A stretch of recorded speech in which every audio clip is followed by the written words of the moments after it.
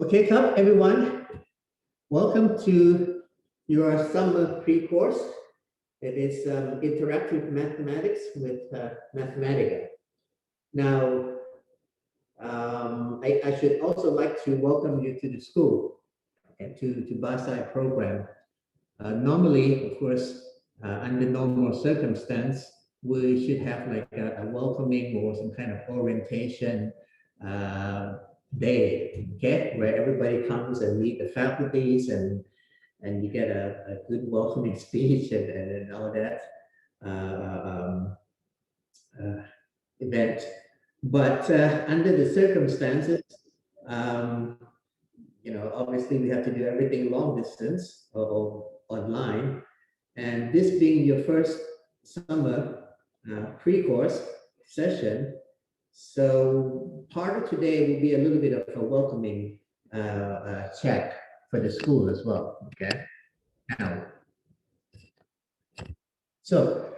but the course itself, okay.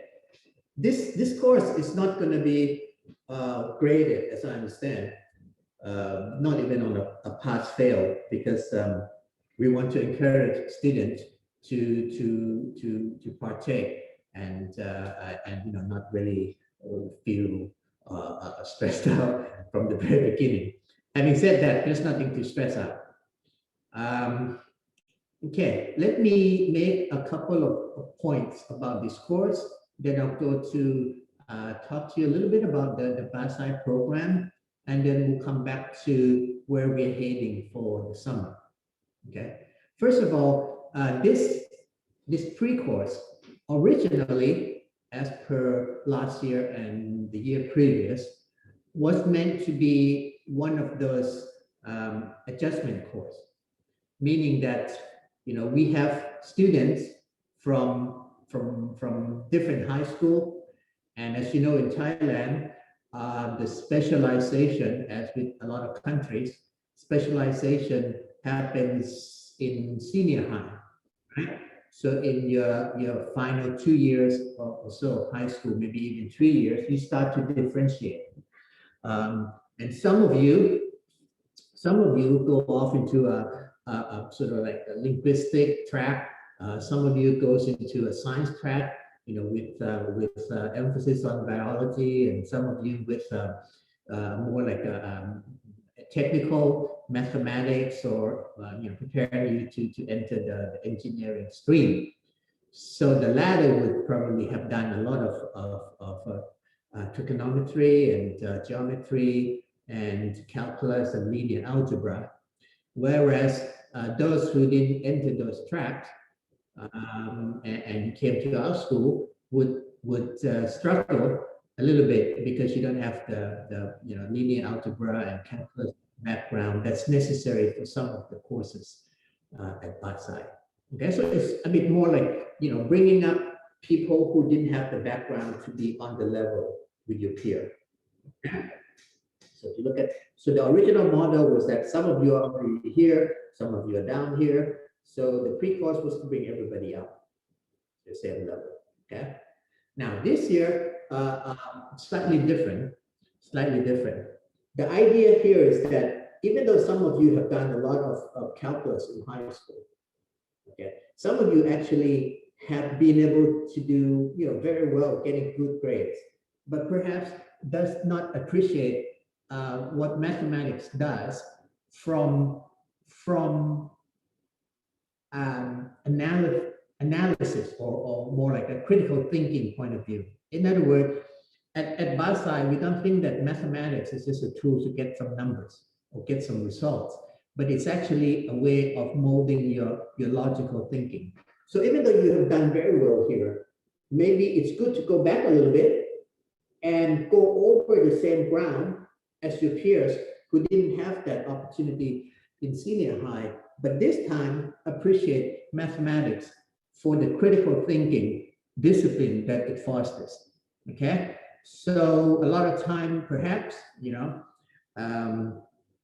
if you have the opportunity, I'll give you what sounds a little bit like philosophical perspective on why it is we do mathematics, why it is we need certain mathematics. Mathematics is like a big tree of knowledge, okay? So mathematics is like a big tree of knowledge. Why is it that normal curriculum only focus on this track, or maybe just this level, or maybe on this branch of the tree goes really deep, okay?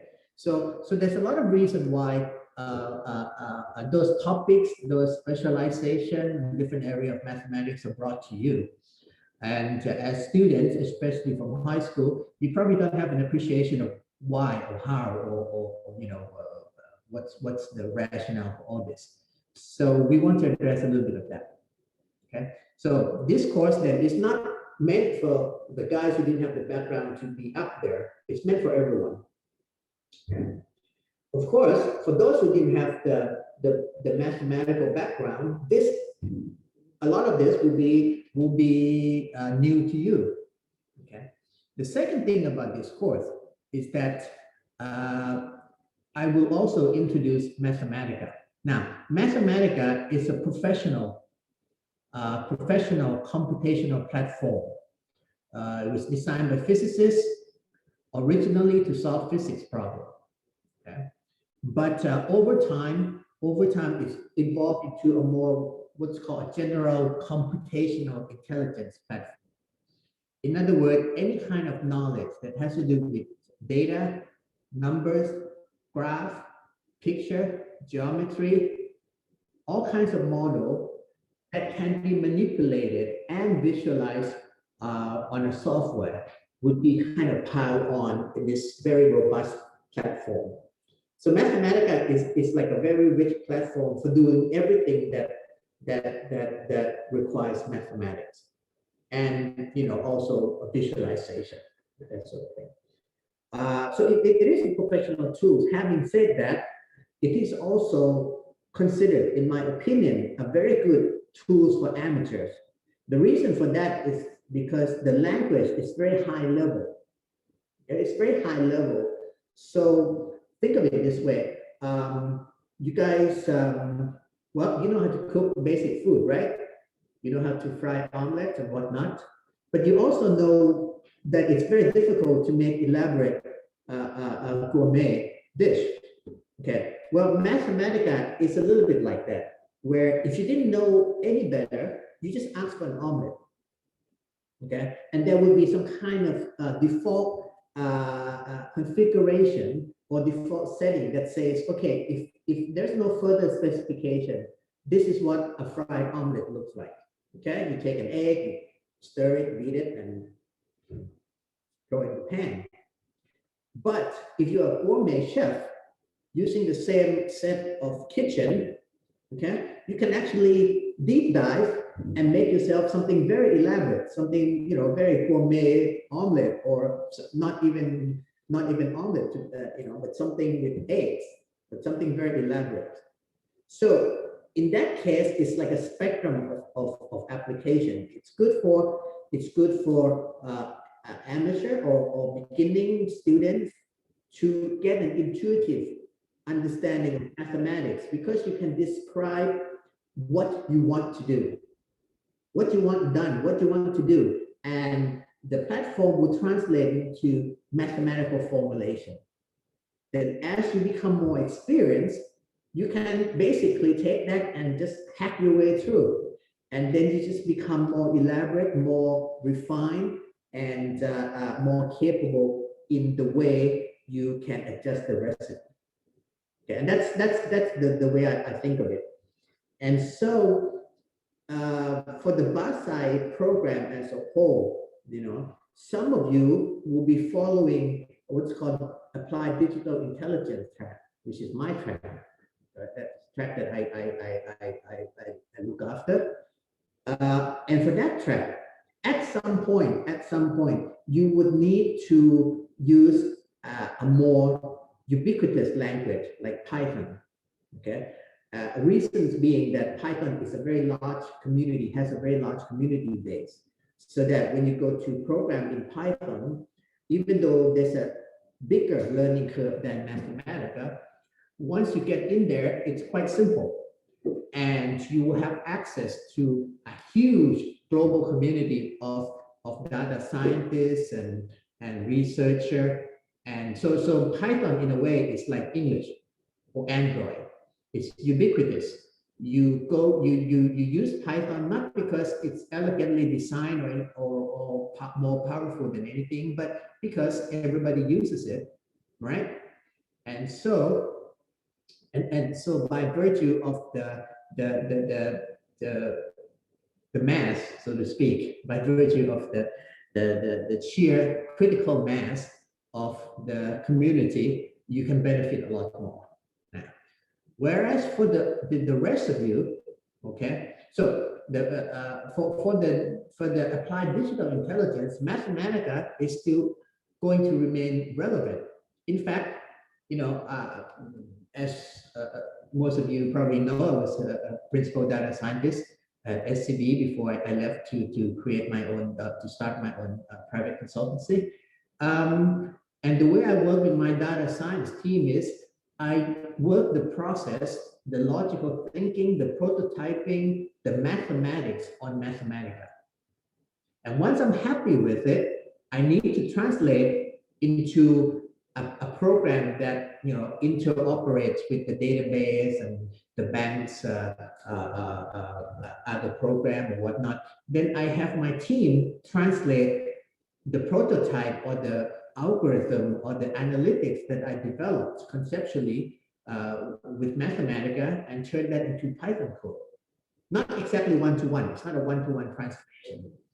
But so even for data science, I do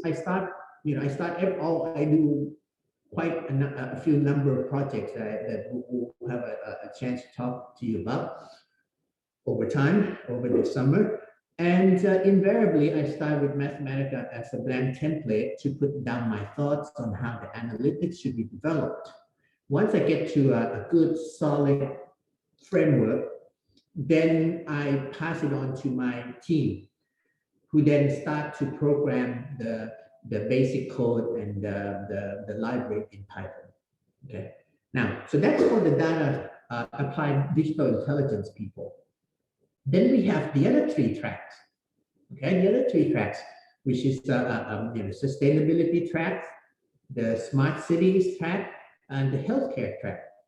And for those in particular, I would even make Mathematica their go-to tools, because again, it's very high level. You tell the software, so to speak, what you would like to do, and it achieves that in a way that can be refined or fine-tuned later. But at least you get a prototyping, complete end-to-end product. So for those guys, it is a prototyping tool that then they can take and, depending on whatever domain of application, it may be translated to C, C++, it may be translated to Java or JavaScript or some kind of web programming or game programming or blockchain programming language or platform. But it certainly is a very powerful way to start your design. Okay. So it's I like to then make the theme of today, something like interactive mathematics or Mathematica as a design tool. Okay, the school is very big on this design thinking, but you have to understand design thinking is not about appearance. Okay, it's not limited to external design or designer looking thing. Okay, it looks like it's designed by a fashion conscience or a very fashionable design house. It's not about the appearance. Design is everything. It's about conceiving the architecture of the models and all kind of stuff. Okay, even let's say you're doing a project in healthcare delivery. Okay, you can think of optimizing the healthcare delivery as a design problem. So from our perspective, design thinking is very big, but it's not shallow. It's not design thinking the way in the public perception. The design thinking means you just figure out what it looks like at the end, and then just sort of like hopefully something works under the hood, and you don't have to know about it. Okay. So anyway, so that's I think the prominence of the mathematical tools that we will be introducing. Now, because it's quite it's an expensive program, what will happen is that we have student license for all the students, 100 students, but we don't have them for all 4 years.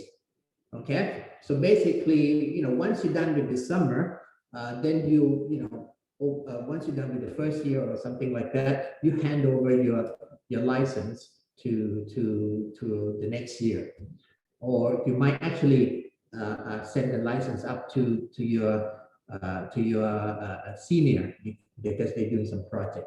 But anyway, we have a full use of the software for the entire summer. Okay, so for a good month, you have a good solid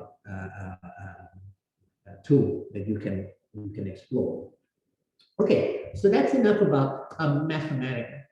Okay, about Mathematica. Today, we probably work, again, it's more like a welcoming kind of thing.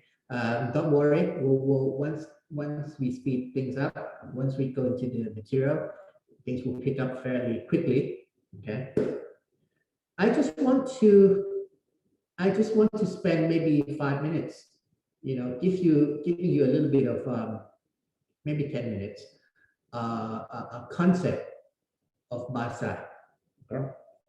Now, I understand that BASI is extremely popular among young people now, but I want it to be popular for the right reason. Okay, BASI is not here to turn you 4 years into an entrepreneur / fintech / I don't know, digital innovator / project owner, okay, or enterprise CEO. That's not going to happen. That's not going to happen, and there are good reasons why. I'll give you a very simple example, okay? And this is from my experience interviewing a lot of you who are here today, actually. Many of you have this idea that, in 5 years' time, I'm going to be a digital technology business owner or something like that. Okay? Which is, it's a good aspiration. We all have good aspiration, and I commend students who have aspiration as opposed to hedonistic high school graduates who just want to go to college to party or something like that. That certainly is not optimal. Okay. But you have to understand how innovation works. Okay. First of all, okay, let me just get something out of the way. Innovation doesn't mean entrepreneurship. Okay. And vice versa. Second of all, innovation also doesn't mean startup. Okay, innovation definitely does not mean startup. There are a lot of industry where the best innovations happen from startup environment. But there are also industries and applications and technologies where you would never, ever find any meaningful innovation from small startup. You would actually find big, meaningful, unicorn innovation only from, say, a corporate or an enterprise setting. So it's not one-to-one. Startup is one word. Entrepreneurship is another word. Innovation is another word. Okay, it's not synonymous. It's not synonymous. Okay, so this is BASI, Bachelor of Arts and Science in Integrated Innovation. Okay, not in startup incubation. Okay, some of the startup incubation experience, you have some of that. You have a lot of that actually.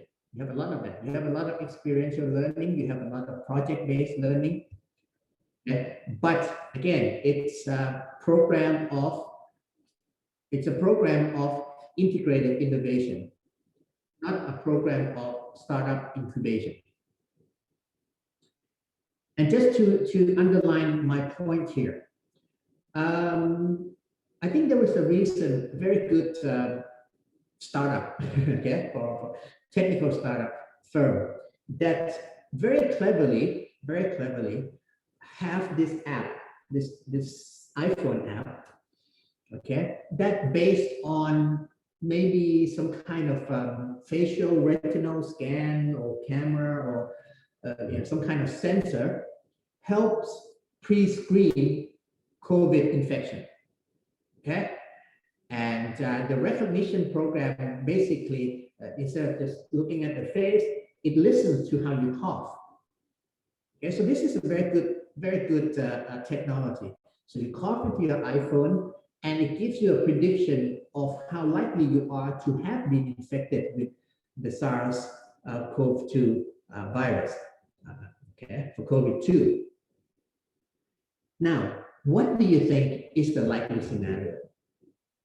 You have a startup entrepreneur that think, wouldn't it be nice to have an iPhone app that listens to people's cough and predicts COVID infection? Then that startup team then goes and look for data scientists, pay them something, pay some Python programmer, pay some university students or researcher, not too much, but pay them quite some amount, and say, okay, build me something that would detect COVID exposure or SARS-CoV-2 exposure from the sound of cough. So that's one scenario. And here's another scenario. You have hardcore machine learning researcher, okay, who have been knee deep into audio signal processing and convolutional neural network. And then, when the COVID pandemic erupts, thought that maybe there's some biological basis for the infection to modify the vocal cord, and this could be conceivably detected by a fine-tuned audio recognition convolutional neural network. Develop the technology, then hire some marketing, some app designer to turn this into an app. Okay? So in other words, it's not likely that if you don't know the technology, if you don't know things at the deep end, you can just dream up an app and find somebody to fill in the technology and pay them 20% of the profit. It's more likely the people with the technology will have something that is, a killer technology, hires people who does not know deeply to do the marketing and quote unquote innovation, bring it to market, and pays the latter 20% of the profit. Okay, so you have to understand that innovation is driven by an engine. That engine can be creativity, that engine can be technology, that engine can be massive database. Okay, but innovation has to be driven by some kind of engine. So the whole program is about trying to get you to either work on the engine. In some case you can, in a lot of time you can't, or be in the position to understand enough of how things work technically under the hood that you can actually drive the technology, even though you may not know all the technical details. Okay? So the idea of superficially designing some dream app and then paying somebody to fill in with the technology, that has never worked. It has never ever happened in the history of innovation, at least in the past 50 years. Okay? It's always the technology that is the impetus. And then you kind of wrap it, encapsulate it in software, in packaging, in some kind of social media campaign awareness, this kind of trend building or engineering, and then makes it into some kind of product that catches on. Okay. Now, occasionally, occasional people who benefit are not the originator, you know, and that happens as well. So I have to give you that. There's a lot of innovation that don't benefit the original innovator, but actually benefit richly the second or third generation of developer. That happens. And that happens with Facebook, that happens with Apple, you know. So it's not always the first generation, but it certainly is somebody who's very deep in the technology, not somebody superficial. Okay, so that's what the expectation I want to align you guys with. Okay, I want to align. Another thing is, before we get to the, you know, sort of like introductory to Mathematica and whatnot, this idea of art and science. Okay, this is kind of interesting actually. I left Thailand when I was about 14, I think, 14 or 15, yeah, about 14, 15. Okay, I went to St. Louis. Okay, and over the summer, I was taking, I guess, an English as a second language course. And the building that it took place, if I remember correctly, okay, it says something about School of Art and Science. Now, this was really remote to me. This was something foreign to me. This was something strange.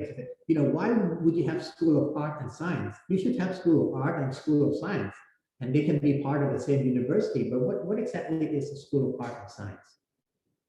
Well, eventually, I came to the appreciation that this is what's called a liberal arts core education. Okay, it's the idea. Well, I don't know if you guys follow any kind of anime or, you know, Japanese animation that has a samurai as a basic character, as a major character. But you think of the samurais, yeah, they're supposed to be very good at killing other samurais, but they're also into art. So you can think of samurai school as art and Warcraft, yeah. So it's not, you know, you're not just slashing people left and right. You also learn the arts and literature and Japanese language to a higher degree. So you're well educated. It's that kind of idea of liberal arts. You know the science, but you also know the humanities. And it's the humanities part that always guides the spiritual part of science and also inspire science. So art and science are not separate things. Okay? Yes, you have specialization in high school, people who go into arts track and science or technical track.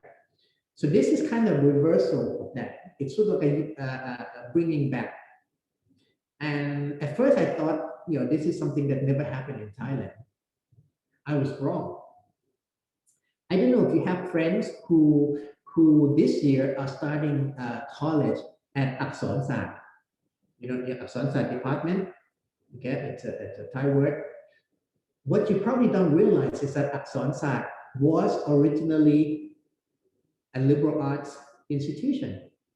You study humanities, you study history, language, linguistics, basis of communication, literature, and you also study physics and math and analytical thinking and logic.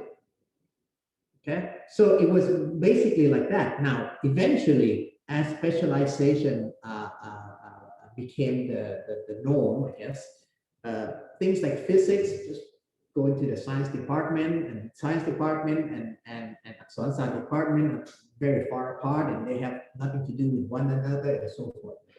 And so anyway, that's the model of education that we end up with today. Basai is a little bit like returning to that liberal arts route. Okay. Now, there's a lot of running gags about liberal arts who know everything but certainly can't do a thing. Okay, so you have a lot of liberal arts, what we call flim-flam liberal arts, or flaky liberal arts students who are who have lots of understanding of mathematics and arts and culture and music and history and humanities and economics and social science, but they can't hold down a job because they're not very practical. Well, that is the downside. That's the downside when the liberal arts program is not designed properly. Okay, so we don't want that. Okay, we want a good bit of liberal arts, of this kind of samurai art and science integrated creativity from across the spectrum of human knowledge. But we also want you guys to be practical. Okay, we want you guys to be practical. The difference is this. The difference is this. We want you to be practical versus the future. What I mean is this. The most practical college education, okay, is to teach you a set of skills that would allow you to work immediately upon graduation. And a lot of myopic or nearsighted organizations really like to recruit those students who come in and immediately start working, producing results on day one. So those people are extremely practical on day one. Problem with this guy is, in a static world, in the world that doesn't change, that there's no disruption, there's no disruptive technology, there's no disruption, there's the world that does not innovate. This is good because you start working from day one, so you keep piling on experience from day one. The problem in a dynamic world where innovation happens constantly, environment changes constantly, global challenges changes. What you want is somebody who is future-proof. And so that person may not be as capable of producing business results on day one. But as the world changes, this person will never become outdated. Okay? Because his skills is more fundamental. His skill is more about critical mindset, critical thinking that can be adapted, reinvented, retuned, reconfigured, reapplied, re-implemented to different problems, different challenges as society, as the global economy evolves. Okay, so that's what we want. In fact, I would go so far as to say that's why human beings beat everybody. Okay, it's the level of abstraction that allows us to engineer tools, not for the present task, but to be able to generate new set of tools, create new set of tools for different challenges. Okay, so there's actually a very good educator, I think the psychologist educator in the United States. Maybe I'll give you an assignment to find out who he is.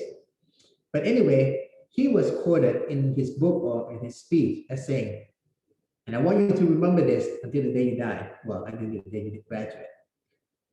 There is nothing more practical than a good theory. Okay? practical tools are only practical right there and then. But theoretical tools remain relevant as environment changes because you abstract to the core and you can create new practical tools from the theory. Okay, so in life, there's nothing more practical than a good theory. Now, the old-fashioned business people, you will hear them all the time.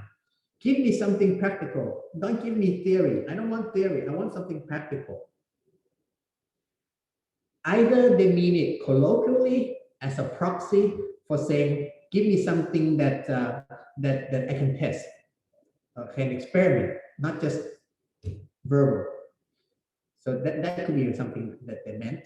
Or they actually don't understand what it means to innovate. But I hope you don't have that misunderstanding. Okay, there's nothing more practical than a good theory. And so with that, we have to introduce you to mathematical tracks. Okay, the mathematical tracks is the way you can frame your theoretical, your critical thinking. Think of it as a language. Okay? Whereas human language is a language of communication.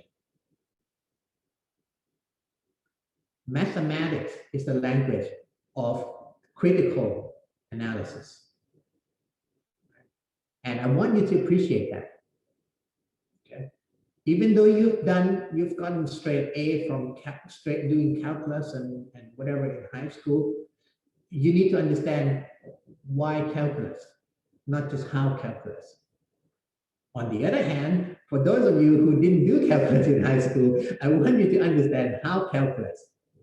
Now, this summer is a pre-course, so we would just get you very close to calculus, but not quite there. The guy who's going to take you properly to calculus and linear algebra is right here. It's Chris Dixon. Okay, so say hello. Okay, so that's going to be your instructor for year 1 mathematics. Now, Chris Dixon is going to give you the good solid background in the matrix or linear algebra, in calculus, especially differential calculus, and also integral calculus. You need all that. And you will also need to learn some, programming language, some numerical method. And then next year, some of you may come back with solid understanding of linear algebra and calculus, and then take machine learning course or data analytics from me. Okay, so the more I do here on a pre-course, the less Chris has to do. But Chris will still do them, so a lot of it will be a repetition. So in fact, you might venture into a little bit of linear algebra and calculus here toward the end, but that won't be enough. You hear proper treatment with Chris, and if you go back, if you come to learn machine learning, you see how that takes place within the context of machine learning algorithm. Okay. So the idea here is that we have gone through the journey. Okay, we have learned the mathematics, and we kind of like do a pre-selection for you guys. This is the sort of mathematics you will need. Okay, so I don't want you to have that restrictive mindset. We did all the restriction for you because we know that the time is limited. Okay? The idea of just learning what you need is terrible. If you want to learn just what you need, you'll be one of those people who are practical on day 1 and useless in 2 years. So the idea of learning just what you need, get that out of your head. But I, Dixon, or other faculties will, behind closed door, do that kind of selection. What do they need? What do the students need for this class to go to that class? We'll do it for you. Okay? Not because we want to, but because the time is limited and the curriculum is quite tight. So I do the budget. Okay? So it's not a philosophy thing. It's not you should learn just what you need. You should learn what you want to learn. You should learn as much as you can. But because of budgetary or time budgeting consideration, we won't teach you everything. Okay? So that's how the game works. Right. So anyway, I've been talking for 45 minutes. Any of you guys have question or comments or something you want to share?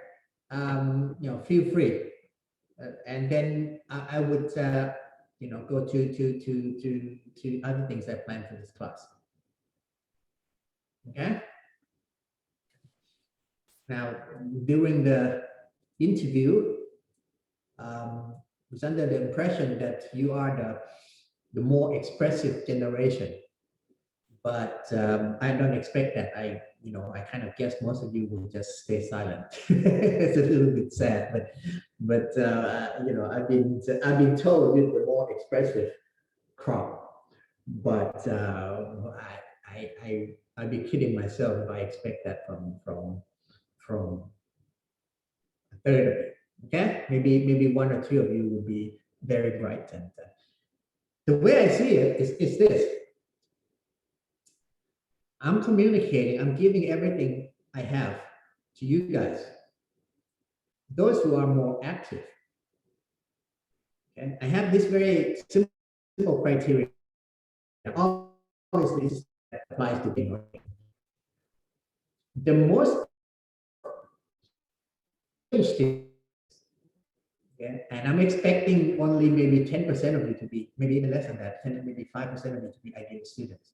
By definition, are the one that I would like to have on my consultancy team. It's as simple as that.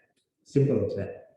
Okay, guys who are on my team are intellectually inquisitive. They don't just learn what they need. At the same time, they're also practical because whatever imaginative ideas they have, they turn it into testable codes. They turn into testable data experiment. So they're practical in that sense. Okay. So those are the guys that I select for my data consultancy team. So my ideal students, again, not just this class, but even in my data science, in my machine learning or data analytics class, the best students are the one that in the back of my mind, I say, if I have a big project or if I have another project, or I want to hire this guy or this girl, that sort of thing. So that would be my definition, my personal criteria for good students. Okay, because my students will not be just somebody who can work the problem on day one and not learn anything new for the rest of their career. Good. So with that, I'm just going to cut into some I guess video viewing session. I guess this is going to be something very I guess relaxing. Okay. Now I know from statistics about how many of you are more technical, how many of you are more from a more who haven't done calculus. So I have that. I have to look that up a little bit because I kind of forgot. But I do have the right composition. So bear in mind that this course is addressed to everyone. Okay. So for those of you who didn't have the background, a lot of it, you just have to trust that when you go over it again and again with me, with Chris, and so forth, it will become more natural. For those of you who've done the calculus, I don't want you to tune up and say, I know this already. The challenge is, if you know this already, prove it. Prove it by tutoring your friends. helping your friends. Okay. One of the reasons I like teaching is because, well, I've been teaching since I was a kid. When I was a student, back then I was teaching, tutoring freshmen, first year students to find extra money. Then I found out that the more I teach, the more I understand something that I already got A on. Maybe I got A already in calculus, but when I teach student or I tutor first year students as a senior or maybe graduate student, when I go back and tutor the basic stuff to first year student, I have a deeper understanding, a better appreciation. So for those of you who already have done the stuff, prove it. Okay, don't tune out. Help your friend.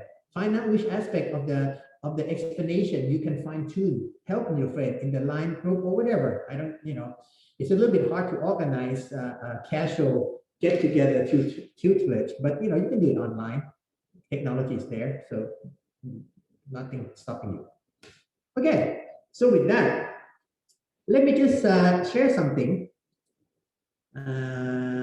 Share some. Okay, I'll just go ahead and share screen. First of all, and you should have access to this. Okay, this is the course view for the class. Okay. Now, for some reason, quite interesting. Oh, okay, that's better. For some reason, this morning we only had 6 students in the student roster, so maybe they're just adding it as we go along. Go to the class material. Right, the class material. Okay, I put everything under lecture slides. Now there are 3 things here. You look at the last name. The last name is Xmind. So what you have to do is go to Xmind and download. Where's that Xmind?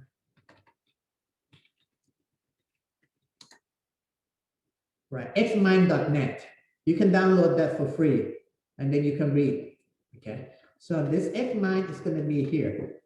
I don't give linear lecture, so I'm not going to give you PowerPoints. Okay, what I'm going to do is actually give you a sort of like a structured graph of the topics. Okay, you have to get used to that. I know that you've been bred on a steady diet of PowerPoint for the past 4 or 5 years of your life, but the world is not linear. Okay, sometimes you can linearize it, but sometimes you just have to deal with more complicated structure. Well, this is not complicated. This is just a tree. So anyway, this is kind of like an outline for my.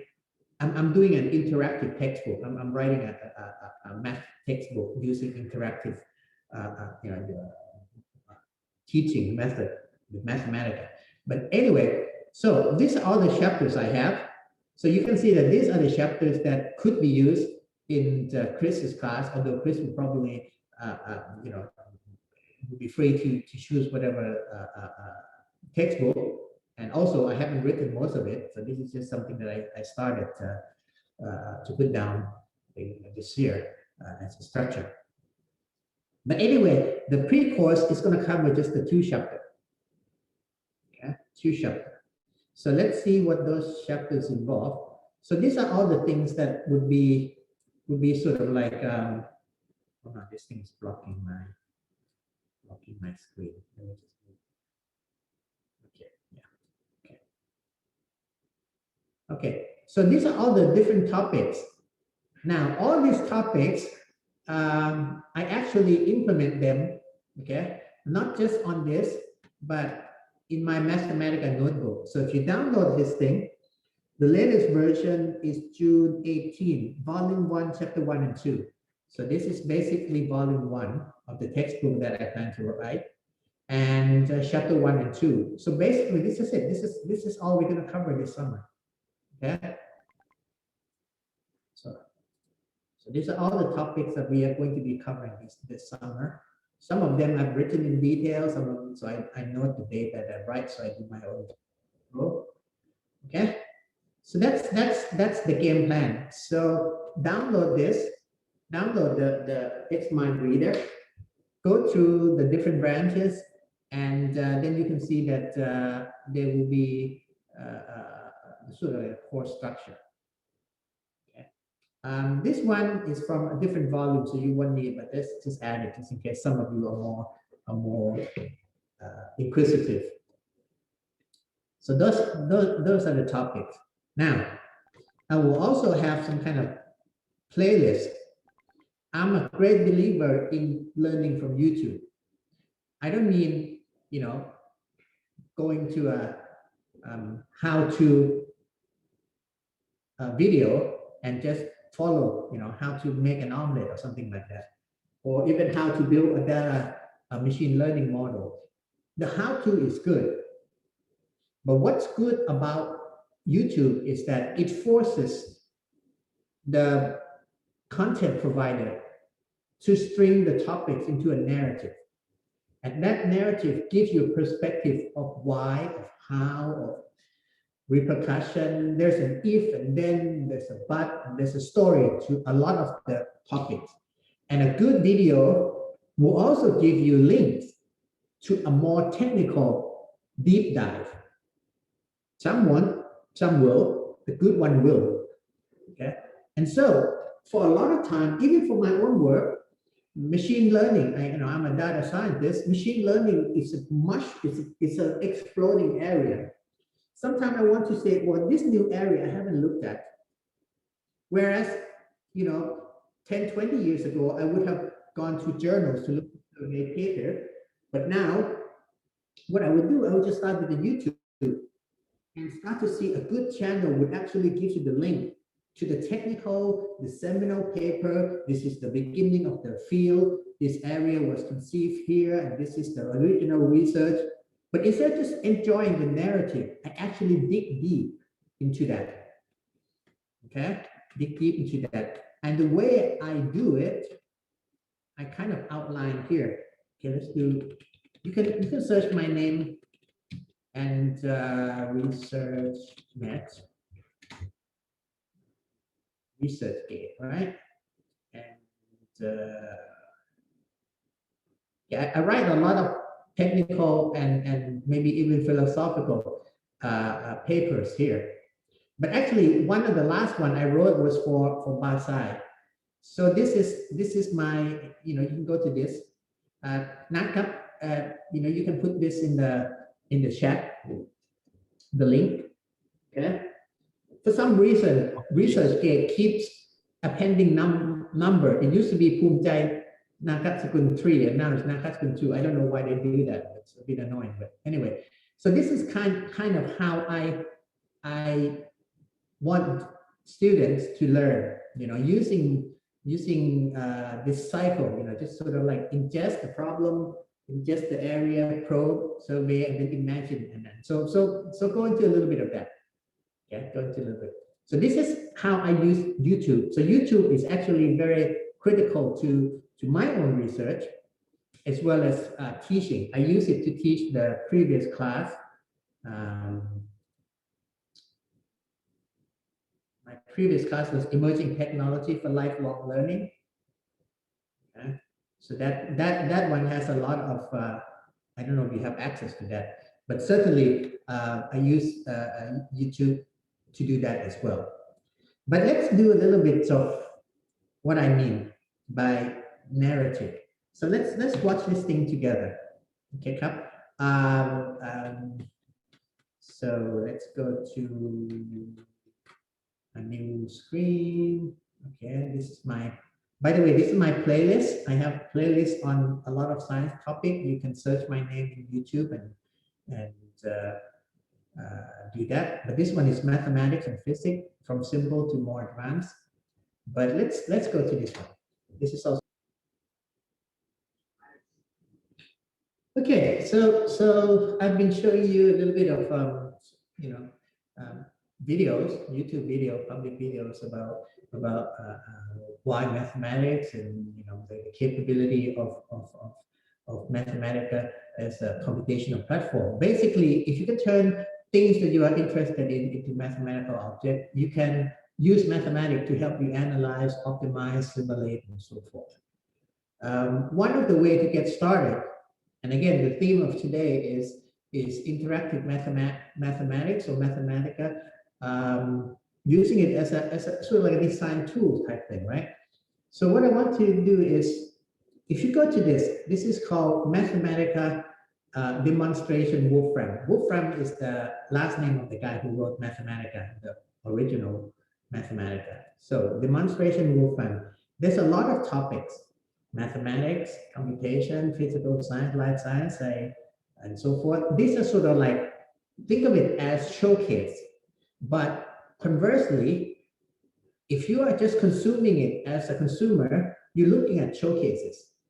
But if you are the innovator, you can think of this as prototyping tools. So in other words, instead of just draw some picture on iPad of what your project or product looks like, you can build this kind of visualized interactive apps. Okay. So for example, now I want to emphasize the, I guess maybe artistic aspect of it. So let's go to creative arts. School of Art Design. Okay, so you can download any of this, right? So let's say, which one do you like? Which one looks pretty? So let's 6 interwoven low. This one looks pretty. So let's go to here. Now, here are the steps, right? You can download this thing. This is available. Okay, this is available for you, for anyone to use. So you don't need Mathematica software. You need to download the player to play this. But of course, you don't have just a player. You have the actual Mathematica software. So obviously, you can play with it. Now, so once I download it, so let's go to there, download. Okay, there it is. Let's click it. So now I can play with it. Again, instead of thinking of yourself as consumer or people who are just watching, think of yourself as developing concept and demonstrating this to your investment partner, to your client, to your sales force or whatever. Okay, so this would be something like, well, this is just artistic thing, right? So you can manipulate all kind of stuff. So these are all parametric manipulation. So what this thing does is it just sort of like gives you a visualization, interactive visualization. You can do this with data, with plot, with whatnot. Again, with the demonstration. Now, the way it works is a little bit more intricate. So I'll take you through this loop. Okay, let's just quit. Okay, let's just say this one was something that I did. Okay, this was done long time ago, 10-20 years ago. This was when I was with the Bank of Thailand. This is how bank all over the world has to calculate what's called capital requirement.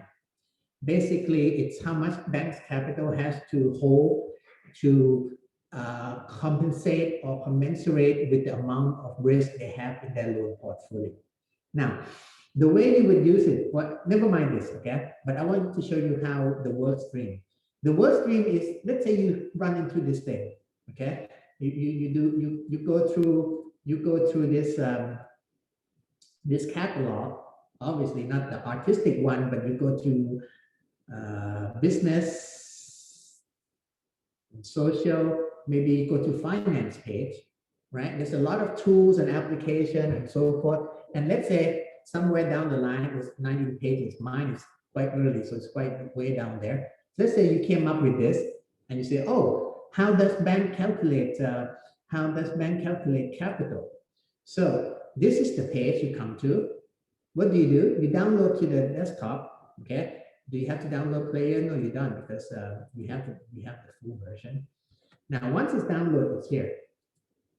Once it's downloaded, it's here. Now, so obviously you can play with this. You can play with this, just like the previous one. But what I want you to look at is follow here. Instead of just looking at this, you look at the source. You look at the source. Okay, let's download the source. Again, you don't need this. Okay, so download the source. This is the paper. This is the source notebook. Notice this is one is .cdf, computable document format. You need the player to do that, but you don't. You have the full version. The free version opens that, but the full version opens this. This is .mb, so you can open this. Once you open this, you see the documentation, all the details, and blah, blah, blah. And if you really want, okay, let's say you want to use this, but you want to modify it, instead of just using it as is, you can go to the source code. Where's the pages? What's the source code? Where's the source code? Where's the source code? Where's the source code button? Not the source code button.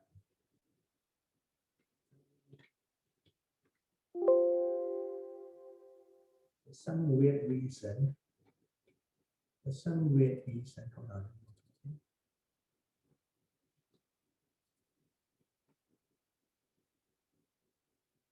Okay, so you go to download the source code. Fine, the source code is here. So go to the source code, and this is actually the code. This is what I programmed to do all this. So if you understand the way it works, you can modify it however you like.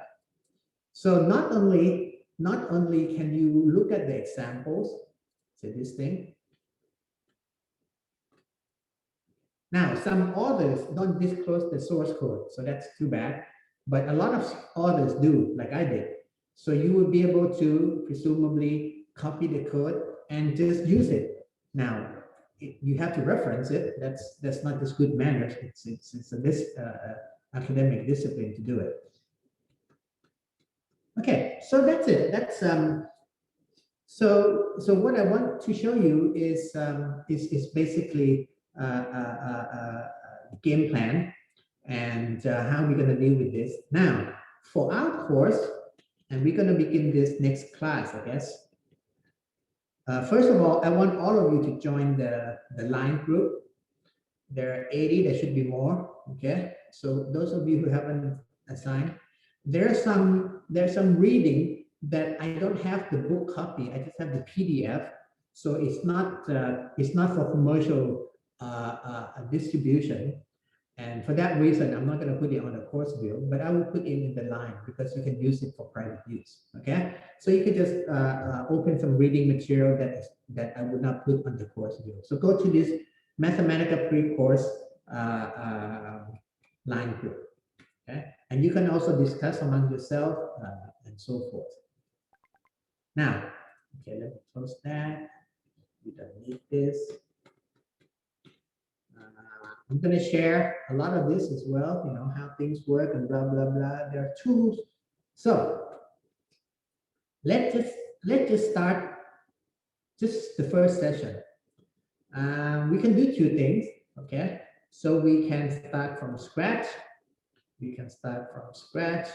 Or we can use the notebook. So let's use the notebook, okay?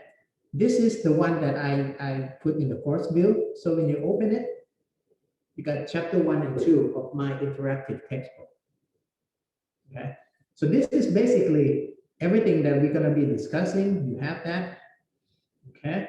We can make it appear as if we are presenting a slideshow. So we can do something like that. So let's do this. So it looks like a slideshow, except it's more extensive. It's interactive slideshow. So every time you see something like this, okay, you can see, oh, there's more to it, okay? So try to go down here, read as much as we can. We are going to actually be going over this again. Again, a lot of this are simple, but I want you to approach it from the relearning kind of thing, you know, empty your cup. Whatever you think you know, let's try to relearn it. What do you mean by greater than equal? Exactly what does that mean? Okay, it's obvious, right? Well, let's try to empty your cup of knowledge and refill it. Okay? For some of you who've done a lot of calculus, you have to do a lot of emptying. But for some of you who haven't done calculus, maybe you have to do a lot of emptying. But I want you to come with an empty mind and start to learn from scratch and appreciate what it is about mathematics that gives you the power that empowers your critical thinking. Okay, so it's good. A lot of discussion will be a little bit abstract. It's not just how to calculate this and how to calculate that. So that would be the material again. So all those correspond to this. Okay, this is just my kind of outlines, this kind of table of content. Right. So now you can go to say YouTube and say getting started with Mathematica or something like that. Now, but you know, you can try something. You can try something. Now, just go here. Okay.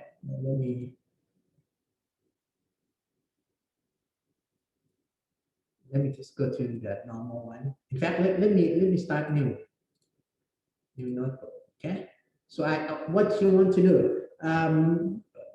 The other day, some student was asking about blockchain, so we can actually access that. See, we can access it from here. So let's say blockchain data, blockchain data. Okay, and blockchain base.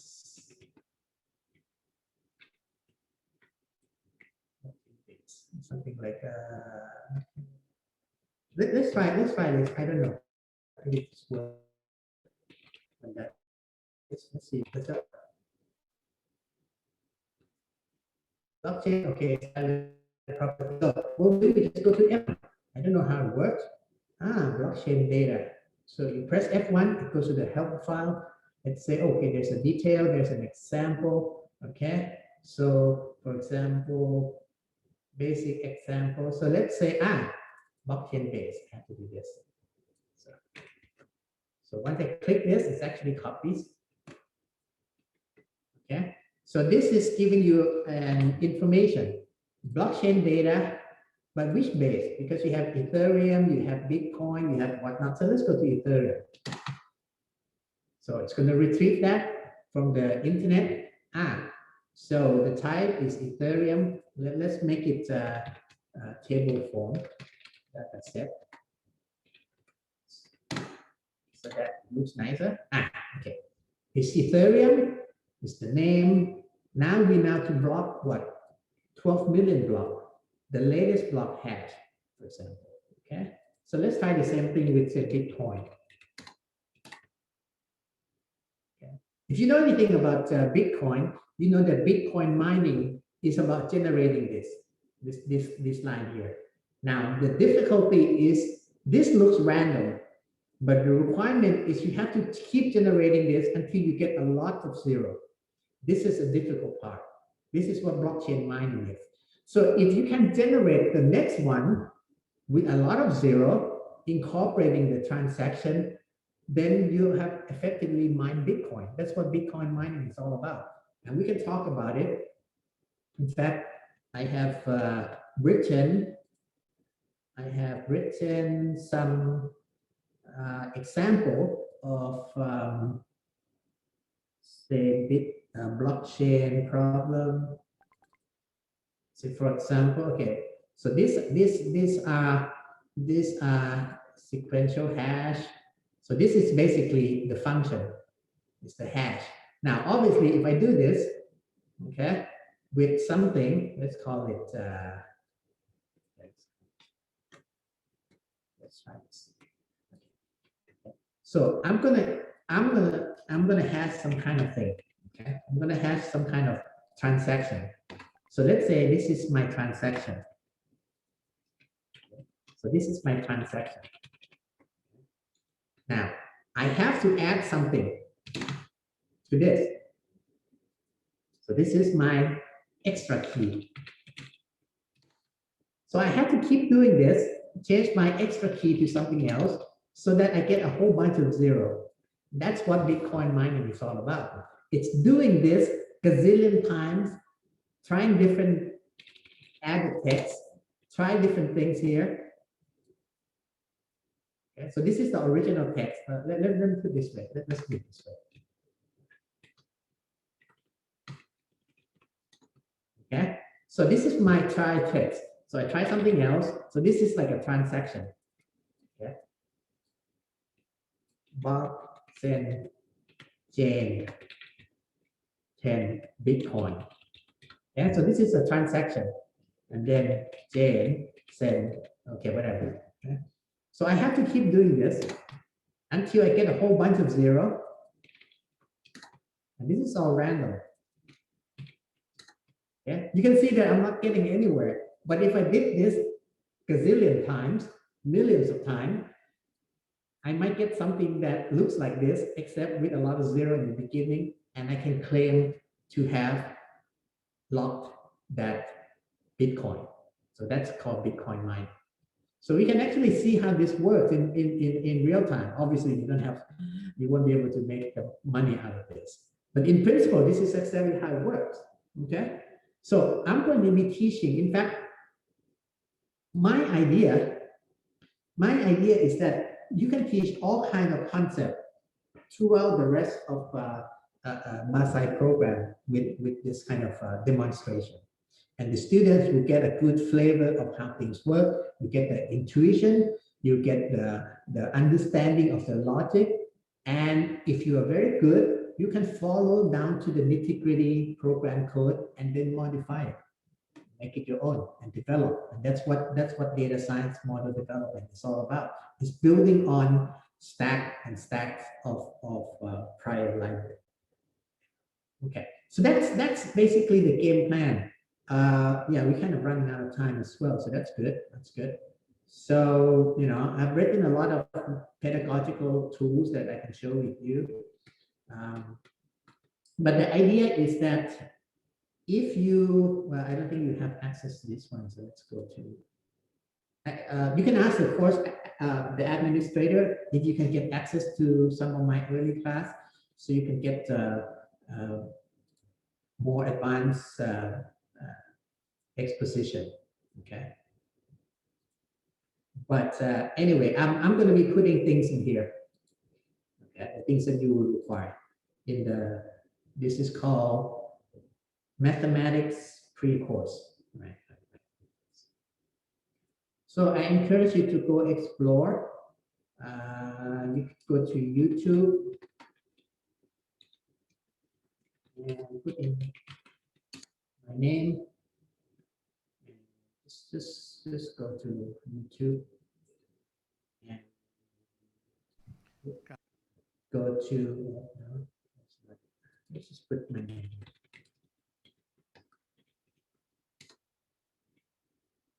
Right, okay. So this is, I have a whole bunch of playlists here, a lot of things that you can go, like data analytics and blah, blah, blah. So, oh, this is also a good one. This is COVID analytics. This is also built using Mathematica. So you can watch this and see how, you know, you can imagine this is an app. By the way, I only bother to, this model only incorporates one wave. So I calibrated with the first wave and it did very well. But once you go to the second wave, you have to recalibrate, and I just didn't bother. Okay, so I just calibrated for the first wave. And there's English explanation, 2 videos, and Thai explanation for 2 videos. So just search my name in the Google, and then you come to this thing that I upload. Okay, and again, we don't need that, we don't need this, we don't need this, we don't need this. Okay, so once again, you need Xmind to read this. You already have Mathematica to read this. And you should log in this pre-course 88. So there are 8 more of you who need to get in here. Okay, so very good. So I might be again putting stuff in here that is only for private distribution. So I will not put on my course here.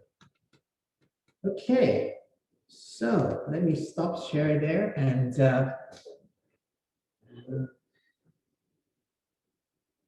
Okay, we kind of done for today. So I realize there's a lot to pack in. So I'm not going to ask you to give any feedback or question right now. So I would imagine that a lot of you won't yet have any. You probably have more questions, but not not quite sure how to frame them, so no big rush. I'll see you again on Friday, right? On Friday. So Friday we'll start to get into it. I might take some detours here and there, but most of the time I think I'll stick to the material. Now the material here is let me share this one more time. The material is